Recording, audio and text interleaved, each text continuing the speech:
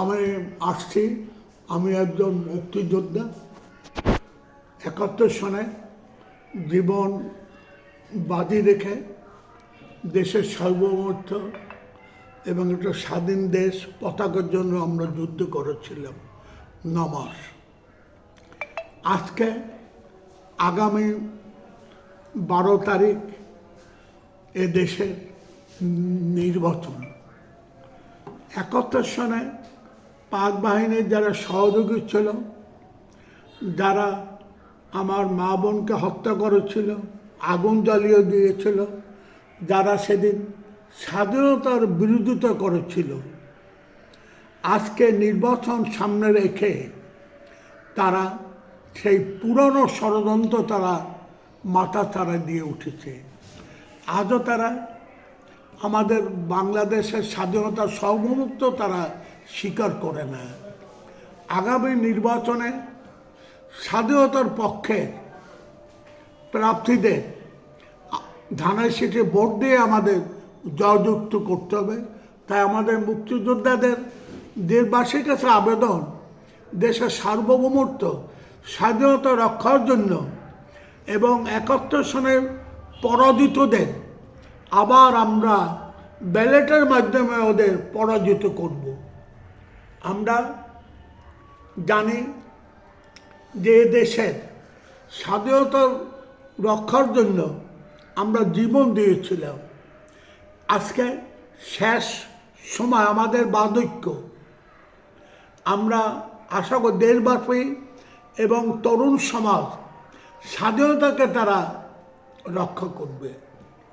এবং আমরা জানি যে স্বাধীনতার ঘোষণা জিয়াউর রহমানের ঘোষণায় সবাই আমরা উজ্জীবিত হয়েছিলাম এবং বিএনপির প্রতিষ্ঠাতা জিয়াউর রহমানের কোনো ক্ষমতা লোভ ছিল না। স্বাধীনতা পরে সে সামরিক বাহিনীতে ফিরে গিয়েছিল। তাই বাকশাল করার পরে ৭৪ বাকশাল করার পরে দেশে চলতে ছিল আইয়ামে জাহিলিয়াত যুগ। কোনো রকম স্বাধীনতা ছিল না, বাক স্বাধীনতা ছিল না। দেশে চলতে ছিল হাহাকার, খাদ্যের অভাব, অনটন এবং পত্রিকারও স্বাধীনতা ছিল না, মাত্র 4টা পত্রিকা ছিল। তাই আমরা 75 সনে 7ই নভেম্বর জিয়াউর রহমানকে সিপাহী জনতা তাকে গৃহবন্দী থেকে উদ্ধার করে তাদের বাংলাদেশের ক্ষমতা নেওয়ার আহ্বান তাকে জানিয়েছিল। তাই সিপাহী জনতার আহ্বান সে প্রত্যাখ্যান করতে পারে নাই। সে ক্ষমতা এসে এদেশের অভাব অনটন সে দূর করেছিল, খাল খনন করে স্বনির্ভর স্বয়ংপূর্ণতা করেছিল। বরিশালের যারা নির্বাচন করছেন, বরিশালের 6টি আসনে, বিশেষ করে বরিশাল 5, এই বরিশাল 5-এ বিএনপির প্রার্থী সম্পর্কে আপনার কি বক্তব্য? আমার বক্তব্য, বরিশালের 5-এর আসনে সে একজন মুক্তিযোদ্ধা। সে তরুণ বয়সে সে অস্ত্র হাতে ধরেছিল এবং সে একজন ত্যাগী। সে কোনো রকম বিগত সরকারে কোনো রকম সে প্রলোভনে সে জড়ায় নাই এবং তার উপর অনেক নির্যাতন করা হয়েছিল। 1/11-এ তাকে সে মৃত্যুর মুখ থেকে সে 1/11-এর সময় সে দল ত্যাগ করে নাই।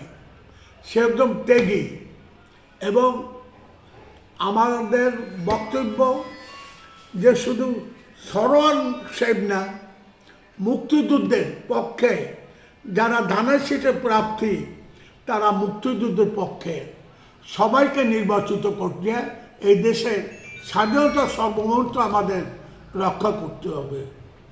আর একটা বলবো যে বিএনপি স্বাধীনতা এখন যে নির্বাচনে আসছে, স্বাধীনতার পক্ষে হইল যে জাতীয়তা মুক্তিযুদ্ধ দল, সেই জাতীয়তা মুক্তিযুদ্ধ দলের রাষ্ট্রপতি সে ছিল কৃষক রাজা।